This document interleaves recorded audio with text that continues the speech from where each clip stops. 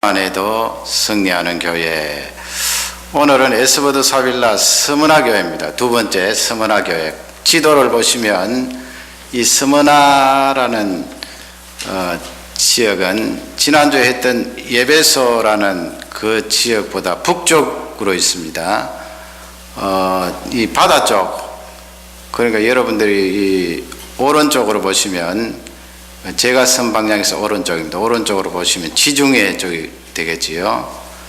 그 바다 쪽으로 이제 해안을 끼고 에베소가 있고, 그 다음에 스무나가 있는데, 에베소에서 스무나까지는 약 한 60km, 그렇게 멀지는 않은 거리예요. 이 스무나 지역은 그 이름의 뜻이 향료, 성경에 보면은 몰약이라고 그렇게 나오지요. 그 옛날에는 향료, 이 몰약을 가지고 여러 가지 다양한 재료로 사용을 했는데, 특히 부패를 방지하는 그런 데 좋은 약재로 사용하곤 했습니다. 이 스무나 지역에 그때 당시만 해도 한 20만 내지 30만 되는 사람들이 살았으니까 대단히 큰 그런 시라는 것을 알 수 있고요. 지금은 터키가 되겠죠. 터키에서 지금은 저 도시가 한 300만 명 정도 살고 있는 큰 도시입니다. 아마 이 광역 밴쿠버하고 비슷한 것 같아요. 대단히 큰 그런 도시인데, 지난번에 본 그 에베소 교회는 사라져서 지금은 유적만 남아 있고요. 이 스무나 지역은 지금도 저렇게 이름은 바뀌었습니다만은 300만 되는 많은 사람들이 살고 있습니다. 그림을 보면 에트가, 스무나 지역의 에트가 시장터예요. 저렇게 볼 수가 있고, 또 한 그림 더 보시면, 스무나 지금 현대식 건물로 그렇게 높지는 않습니다만은 건물들이 저렇게 있는 것을 볼 수가 있습니다. 이 스무나 지역에 있었던 스무나 교회에 대해서 예수님께서 편지를 보내시는데, 아마 그 편지는 이 예수님 재림하실 그날까지 각 교회에게 보내는 말씀이 되겠습니다. 그러므로 우리에게도 적용되고 앞으로 미래에도 적용될 것이고, 예수님 오시는 그날까지 그대로 이 말씀이 적용되는 줄 확신합니다. 세 가지 내용으로 그렇게 말씀의 은혜를 받기를 원합니다. 첫 번째는 고난의 원인이 무엇인가? 여러분, 고난의 원인이 무엇입니까? 그 고난 속에는 박해도 들어갈 수 있고, 고통도 들어갈 수가 있고, 핍박도 들어갈 수 있고, 예수님 믿다가 당하는 어려움을 말씀하고 있습니다. 성경이 가르쳐주는 내용은 이 고난도 축복이 되고 보약이 된다는 것을 우리에게 알려주시는데요. 하나님께서 고난을 통하여 우리를 훈련시키시고 또 성숙한 사람으로 자라나게 하시기 때문에 축복이 된다, 그런 말씀인데요. 고난을 통하여서 교만을 방지할 수가 있겠지요. 그 사도 바울 같은 경우도 워낙 영적인 체험이 많고 능력이 많이 나가니까 사람이 교만해질 수 있잖아요. 그냥 자기가 지니고 있는 손수건 또 앞치마를 가지고 이렇게 환자 위에 올려도 병이 덜컥덜컥 나으니까 얼마나 능력이 강하게 나갔어요. 그러니까 교만해질 수 있으니까 하나님께서 그 사도 바울에게 육체의 건강이 약한 그런 육체의 가시를 주셨다고 말씀을 했습니다. 고난을 통하여 내가 더욱더 겸손해질 수가 있다. 또 고난을 통하여 순종을 배울 수가 있지요. 하나님 말씀 잘 안 듣고 엉뚱한 길로 가다가 내가 어려움과 고난을 당하게 되면 하나님 앞에 순종을 잘 하게 됩니다. 또 나아가서는 사도행전 9장에 보면은 고난을 통하여서 성도들이 온 사방으로 흩어질 수 있기 때문에 하나님의 복음의 말씀이 더 많이 확산되고 각 지역으로 퍼진다는 것을 알 수가 있어요. 예루살렘만 그렇게 모여서 예루살렘 교회만 부흥하고 성장하였는데, 예루살렘 지역에 하나님의 자녀들에게 고난이 들어오니까 말이죠, 온 사방으로 흩어졌잖아요. 사마리아, 유다 땅끝까지, 나중에는 저 위에 소아시아 또 유럽에까지 나가서 하나님의 말씀이 확산된 것을 알 수가 있습니다. 그리고 또 고난은 징계의 목적으로 하나님이 주시는 경우가 있어요. 우리가 범죄하고 엉뚱한 길로 갔을 때 하나님께서 그냥 두시지 않고 채찍을 때리세요. 그 채찍을 맞고 돌아오게 되는데 채찍에 맞을 때 아프잖아요. 그것을 바로 고난당한다, 아프다, 하나님 앞에 그렇게 아픕니다 고백을 할 수가 있는 것입니다. 그러면 오늘 본문 말씀의 고난의 원인이 무엇인가? 스무나 교회에 지독한 고난, 환난이 임하였거든요. 그래서 9절 말씀에 가면은 너희의 환난과 궁핍을 내가 안다 그랬어요. 거기 내가는 누구예요? 예수님이에요. 예수님께서 직접 스무나 교인들이 당하는 어려운 환난들을 아신다. 그리고 또 9절 말씀에 가면 유대인이라고 자칭하는 자들의 회방이라고 그랬어요. 유대인들은 예수님 믿는 사람이 아닙니다. 지금도 그래요. 물론 뭐 예수님 믿는 유대인들이 있습니다만 대부분은 구약 성경만 가지고 할례를 주장하고 육신의 그 핏줄, 유대인이라는 혈통을 가져야 하나님 자녀가 될 수 있다, 하나님 자녀이다 고집하는 사람이에요. 그러니 예수 그리스도의 십자가의 죽음, 부활은 그들이 안중에도 없는 거예요. 지금도 그 사람들이 강한 고집을 가지고 그렇게 주장하는데 2000년 전에 예수님 부활하시고 승천하신 뒤에야 얼마나 심했겠어요. 이 사람들이 이 스무나 지역에 올라와서 유대인들이 상당히 많이 살았거든요. 또 예루살렘에서 올라온 유대인들도 있어요. 예수님 믿는 스무나 교회 교인들을 향하여서 강력하게 핍박을 하고 있는 것입니다. 보통 핍박이 아니에요. 10절 말씀에 가면은 당시에 로마 나라가 이 스무나 지역도 통치하고 있었지요. 그래서 너희들 가운데 몇이 이 옥에 던져 넣음을 받을 것이다 그렇게 말씀하지 않았어요. 감옥에 들어간다는 거예요. 그러니 여러분 우리가 상상해 볼 때 이 스무나 교인들이 얼마나 어려운 고난을 많이 받았나 하는 것을 알 수가 있습니다. 예수님 믿다가 당하는 핍박, 박해가 되겠습니다. 유대인들이 이제 감옥에 집어넣게 한 거죠. 왜냐하면은 그때 당시만 해도 로마 황제가 자기를 신으로 그렇게 섬기게 했어요. 신으로 섬기면 그 황제가 다스리는 정치적인 세력이 더 커질 것 아닙니까? 대부분의 황제들이 나는 보통 사람이 아니고 하늘에서 내려온 신이다 이런 식으로 나를 섬겨라.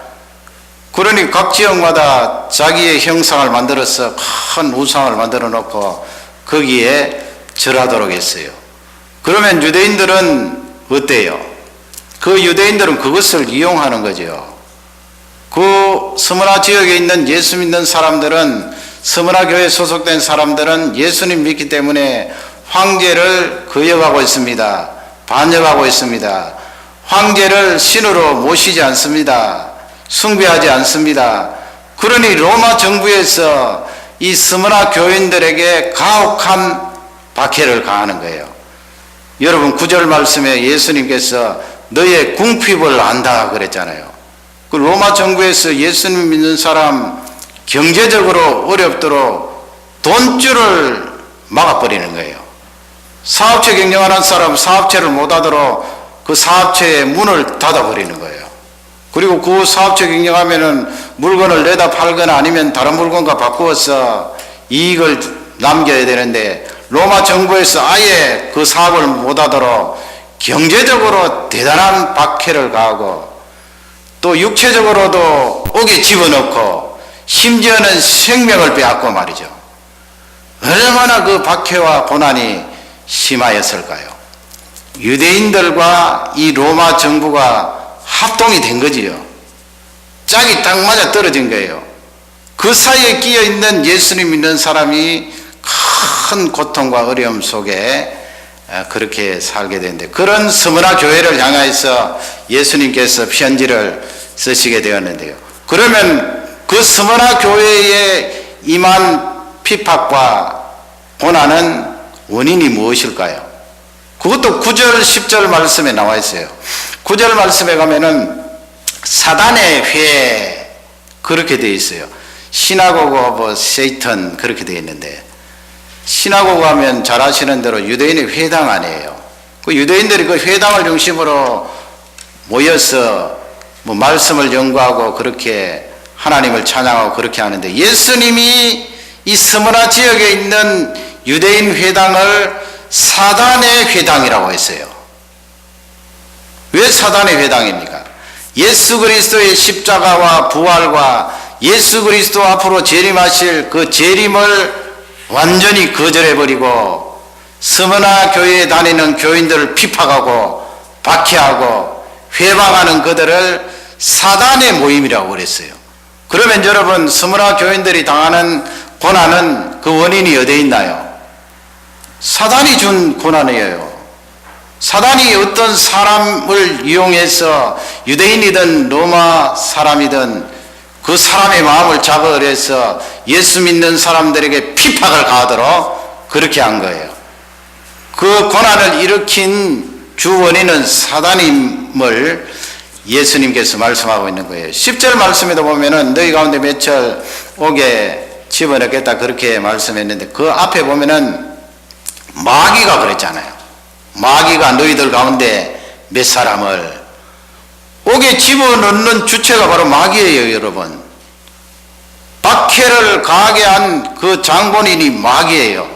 그 마귀가 로마 사람들, 로마의 높은 사람들을 자극해서 예수님 믿는 사람을 잡아서 옥에 가두었다 하는 것을 알 수가 있습니다. 앞쪽에 설명한 대로 하나님께서 우리에게 고난을 허용하실 때는 그런 순종이라든지 겸손이라든지 복음 확장이라든지 그런 여러 가지 요인도 있습니다만은, 또 중요한 요인 가운데 하나가 바로 이 스무나 교회에 임한 사단의 활동이에요. 그러니 여러분, 우리에게 혹시 고난이 임할 때 그런 영적인 활동들을 꼭 놓치지 말고 적용해야 될 줄 확신합니다. 사단의 활동이라면 치지 말아야 되겠지요. 그 고난에 져버리면 사단에게 지는 것 아니에요. 그런 스무나 교회를 향해서 예수님께서 책망을 하시지 않고 그 교회에 칭찬을 하셨는데, 잘했다는 그런 칭찬이 되겠지요. 두 번째, 그러면 고난은 어떤 내용을 가지고 있는가? 고난이 그렇게 사단에게서 출발된 경우가 있지만은 근본적으로는 하나님 손안에 있다는 거예요.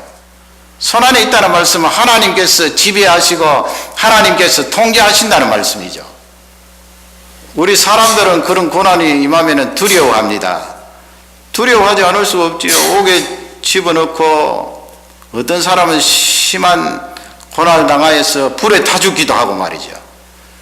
또 맹수들이 울거리는 그 속에 예수님 있는 사람 집어넣으니까 굶주려 있는 사자들이 사람을 잡아 뜯지 않겠어요. 그러면 거기서 예수님 믿다가 그렇게 피투성이가 되어서 세상을 떠나는 사람이 있는데 두렵지 않아요. 사실 우리도 그런 고난 가운데 들어가면 두려워 떨 수가 있습니다. 그럼에도 불구하고 하나님께서 이 스무나 교회에 주신 메시지는 고난은 하나님 손안에 있다는 거예요. 그걸 여러분 꼭 놓치지 마시기 바랍니다. 나에게 발생되는 어떤 고난과 환난이라도 하나님 손안에 있기 때문에 두려워할 필요가 없어요. 이야, 이것 때문에 내가 죽는구나, 멸망을 당하는구나, 그렇게 말할 필요도 없어요. 하나님 통치 안에 있어요. 9절 10절 말씀에 가면은 그렇게 말씀하지요. 장차 받을 너희 고난을 어떻게 두려워하지 마라 그랬어요. 앞으로 일어날 고난, 그 사도 요한 그 시대 이후로 하나님의 교회 성도들이 받을 그 고난을 두려워하지 마라 그랬어요. 하나님께서 두려워하지 마라고 그랬어요. 그리고 그 10절에 또 보면은 그 환난은 10일 동안 있다고 그랬어요. 그런 말씀이 있지요. 10일이에요. 이 10일이라는 숫자가 가끔 등장을 하는데 여기서 10일은 짧은 기간을 말해요. 긴 기간이 아니에요. 그리고 정해진 기간이에요. 하나님께서 지금 말씀하잖아요. 너희들이 옥에 들어가고 맹수의 밥이 되고 가진 어려움과 핍박을 받을지라도 하나님께서 정해놓으신 그 기간은 10일이라는 거예요. 짧게 싹 지나간다는 거예요. 영원히 아닙니다. 나에게 찾아오는 고난은 영원히 아니에요. 짧은 기간이에요. 그리고 하나님 손안에 있는 정해진 기간이에요. 그러니 우리 하나님께서 믿음 없는 사람에게 그렇게 아무나 그렇게 고난을 허용하시겠어요? 그러면 그 믿음 다 까먹고 하나님 떠날 수 있으니까, 그래도 하나님께서 믿음이 어느 정도 있거나 아니면 성령 하나님의 역사로 믿음을 그에게 강하게 심어주어서 그 짧은 기간을 통과할 수 있도록 그렇게 하신 거예요. 이 짧은 기간은 하나님 손안에 있어요. 두려워하지 말라는 거예요. 8절 말씀에 가면 예수님께서 스무나 교회에 편지하시면서 예수님의 모습을 말씀하시잖아요. 나는 뭐라고 했습니까? 우리 청소년 청년들, 나는 처음이요, 나는 나중이요. 그게 무슨 말씀이에요? 나는 영원 전부터 있었던 하나님이요. 우리 예수님이 그렇지 않아요. 그리고 나는 영원까지 있는 그 하나님이라. 그리고 그 예수님이 내가 죽었던 자요 그러지 않았어요. 십자가 위에서 죽으셨던 예수 그리스도, 그리고 다시 살아나신 예수 그리스도, 그분은 하나님이시요, 그분은 지금도 하나님 우편에 계시면서 너희들을 보호하시고 감찰하신다는 귀한 내용이에요. 그러니 절대로 두려워하지 말고 내가 이 고난 때문에 죽는구나 그렇게 말하지도 말고, 이 고난이 영원토록 갈 것처럼 잘못 판단하지 말라는 거예요. 이렇게 예수님 믿는 사람 잡아서 옥에 가두고 한 통치자가 일어나서 나를 신으로 섬겨라 말하는 이런 큰 나라들도 말이죠, 영원토록 갈 것 같지만은 불과 몇십 년, 불과 몇백 년이에요. 끝나요. 하나님 손안에 있어요. 여러분, 이런 박해뿐만 아니고 우리가 여기서 생활하면서 당하는 어려움이 있잖아요. 그런 것도 마찬가지예요. 기간이 짧아요. 하나님 손안에 있어요. 해결되지 않고 영원토록 가리라 그렇게 생각하지 마시고 오늘 이 말씀을 통하여 다시 힘과 용기를 얻으시기를 주님의 이름으로 축원합니다. 마지막 세 번째로는 참을 만한 가치가 있다는 거예요. 우리가 이 세상에 태어나서 인생을 살아가면서 참는다는 것이 쉽지는 않잖아요. 인내하고 참는데, 오늘 말씀은 인내하고 참으라는 메시지가 직간접적으로 있지 않아요. 참으라. 참는 것이 쉽지 않은데 예수님이 그 말씀을 주실 때는 너 참는 것 몇백 배 이상 수적으로 헤아릴 수 없을 만큼 귀한 값어치가 있다 하는 것을 우리에게 알려주고 있습니다. 그 값어치를 여러분 돈으로 계산할 수 있겠어요? 황금으로 계산할 수 있겠어요? 그 값어치는 너무나 귀하고 너무나 아름답고 소중하다는 것을 우리에게 알려주고 있습니다. 10절 말씀에 가면은 뭐라고 되어 있어요? 내가 죽도록 충성하라 그랬어요. 우리 직분자들 세울 때 이 말씀을 많이 인용하잖아요. 죽도록 충성하라. 그러나 이 말씀은 그때 당시만 해도 스무나 교회에게 주신 말씀이에요.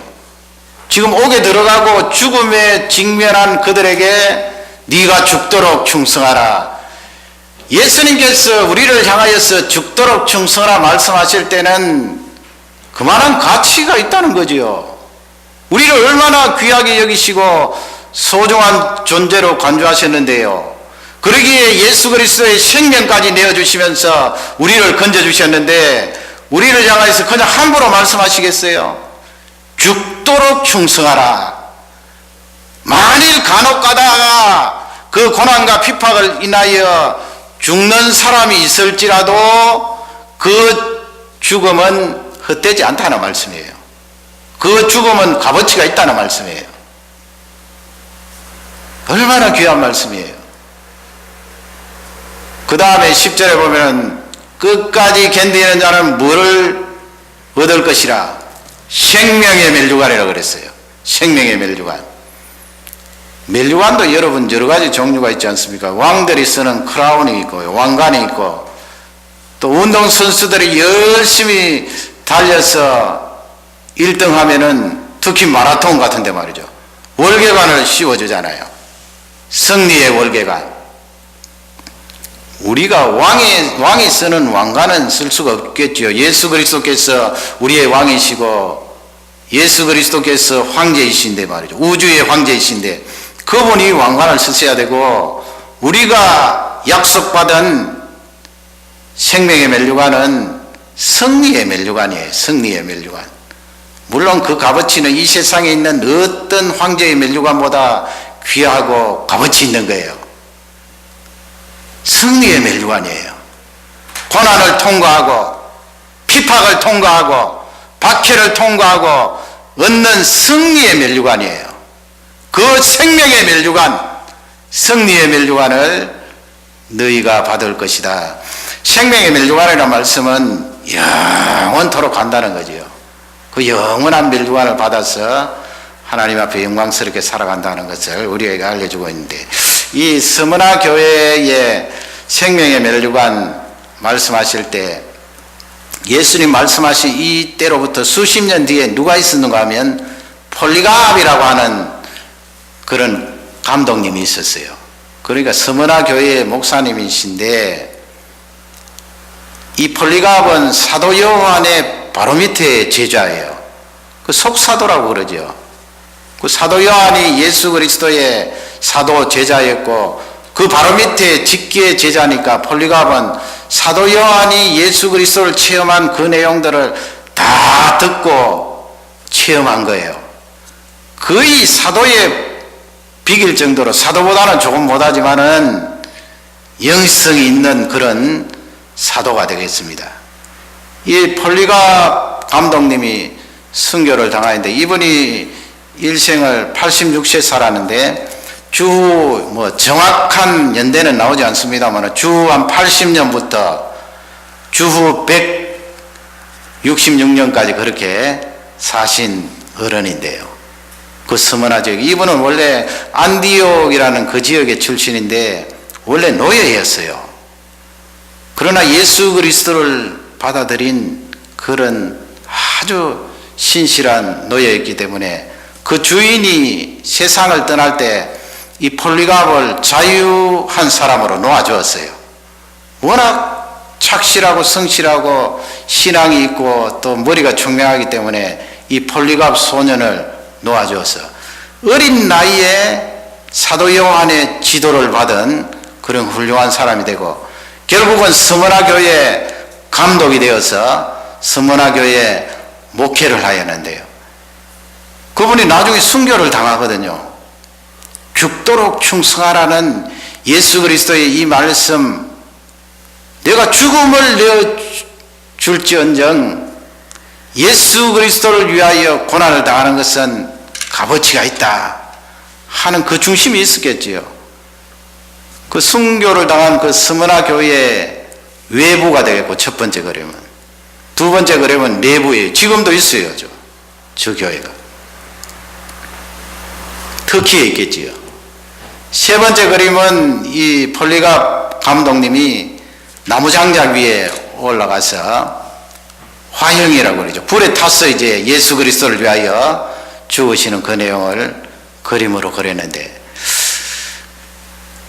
이 사람들이 이제 이 폴리갑 감독님을 잡으려고 오는데 와보니까 폴리갑이 기도하고 있었어요. 그 할아버지가 말이죠. 86세인데 하나님 앞에 간절히 기도하고 있었는데 전혀 놀라는 기색을 하지 않고 그냥 담담하게 조용하게 웃으면서 자기 사랑하는 제자들에게 자네들 음식을 해서 나를 잡아온 저 사람들에게 저녁 식사를 대접하게, 그렇게 저녁 식사를 대접하고 그 대신에 나에게는 1시간 정도 기도할 수 있도록 시간을 허락해 달라고 요구하게.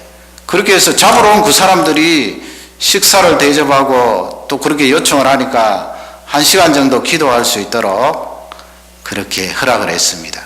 그래서 이 폴리갑 감독님이 다시 올라가서 기도하는 장소에 무릎을 꿇고 하나님 앞에 간절히 기도했는데, 그 기도 내용을 간추리면 교회를 위하여, 앞으로 이 지구상에 일어날 세계 교회를 위하여, 세계를 위하여, 성부, 성자, 성령 하나님의 영광을 위하여 1시간 동안 간절히 기도하고 이제 잡혀가는 거예요.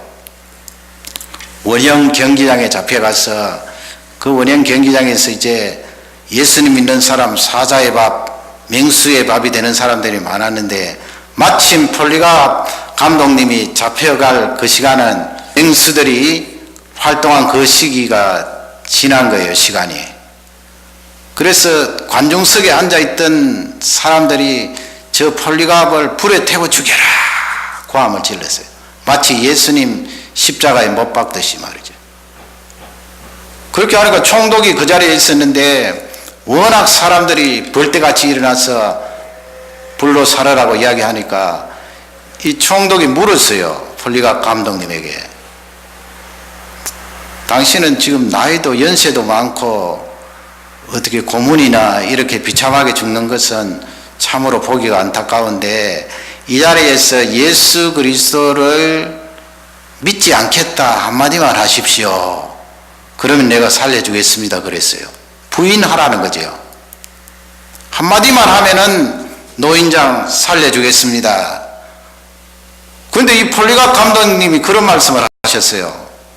예수님은 내가 86년 동안 살 때 한 번도 나를 모른다고 말씀하지 않았는데, 내가 어찌 이 86살 된 내가 예수 그리스도를 모른다고 할 수 있겠습니까? 나는 그럴 수가 없습니다. 그래서 이 폴리갑 감독님이 그림처럼 장작 위에 올라가서 불에 타서 죽게 되는데 말이죠.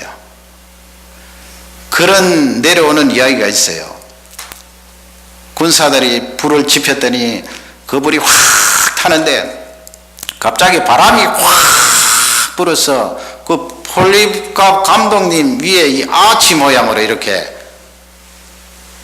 바람이 불어서 말이죠. 그 불길이 그 아치 모양 된 그 안에, 폴리갑 감독이 안에 있는 데는 들어가지 못하고 바깥으로 확 불타오르니까 관중석에 앉아있던 사람들이 악하지요, 그죠? 그 예수님 믿는다고 그 할아버지를 그렇게 불 위에 앉혀놓고 그냥 살려주면 좋잖아요. 폴리갑 감독님은 원하는 것이 아니지만 이 사람들이 악해요. 그래서 불에 타 죽지 않으니까 그 다음에 칼을 가지고 찔러라 그랬어요. 구순이 병사들이 내려가서 칼을 가지고 이 할아버지를 찔러서 그 피가 팍 터지는데, 그건 모르겠어요. 전 내려오는 이야기라서 그런지 그 피가 팍 터지니까 불이 꺼졌다고 그래요. 그 다시 불을 지펴서 그 폴리갑 감독님이 화형을 당하여서 예수 그리스도를 위하여 목숨을 드렸어요. 그분이 그렇게 목숨 드린 거 여러분 불쌍합니까? 아무런 가치가 없습니까? 예수님께서는 네가 죽도록 충성하라 그랬어요. 그만큼 가치가 있다는 거예요. 11절 말씀에 가면은 어떤 말씀이 있어요? 둘째 사망의 해를 받지 않는다고 그랬어요. 끝까지 견디는 사람은. 우리 육신이 죽는 것은 첫 번째 사망이에요. 그 무덤 속에 들어가잖아요. 두 번째 사망은 무엇입니까? 예수 그리스도 믿지 않으면 영원한 지옥으로 들어가요. 그 두 번째 사망이에요. 예수 그리스도 앞에 죽도록 충성하면, 끝까지 견디면 하나님께서 그 둘째 사망의 해를 받지 않는 영원한 생명의 멸류관을 허락하신다 하는 귀한 말씀을 서머나 교회에 주신 것입니다. 여러분, 우리는 어쩌면 초대 교회 시대보다는 훨씬 안전한 시대에 살고 있습니다. 요즘 어지간한 지역에 들어가도 이렇게 선교 당하는 사람 거의 없다고 보면 되지요. 중동 지역 몇 나라를 제외하면은 거의 없어요.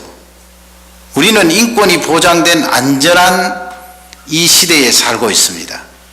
그러나 저 시기에 우리 성도들은 죽음 두려워하지 않았어요. 그 폴리각 감독님에게 불에 살아겠다 한마디만 예수 그리스도 모른다고 해라 하니까 너 그렇게 말하는 너는 영원히 타는 불을 몰라서 그런 말 하는 거다 그렇게 말했어요. 얼마나 담대해요 여러분. 그만큼 초대교회 성도들은 예수 그리스도를 위하여 충성하고 고난을 견디고 참는 것이 가치가 있음을 우리보다 탁월하게 잘 알았다는 거예요. 가치가 있지요. 가치 없으면 하나님께서 예수님께서 이런 말씀을 그러면 여러분 우리는 어떻게 해야 됩니까? 순교는 하지 못할지언정 죽는 신용이라도 하면서 충성을 해야 되지요. 하나님 아버지 차마 제가 두렵고 떨려서 죽지는 못하겠습니다만 죽는 신용이라도 하겠습니다. 충성하겠습니다. 헌신하겠습니다. 그리고 고난이 왔을 때 저 때에 비하면은 지금의 고난은 훨씬 가볍잖아요. 하나님 아버지 원망하지 않고 불안해하지 않고 두려워하지 않고 감사함으로 이 고난을 이기고 승리하겠습니다. 하나님 은혜를 다해 주옵소서. 그렇게 기도해야 되는 줄 확신합니다. 예수님께서 말세에 너희들에게 믿음을 보겠느냐 그랬습니다.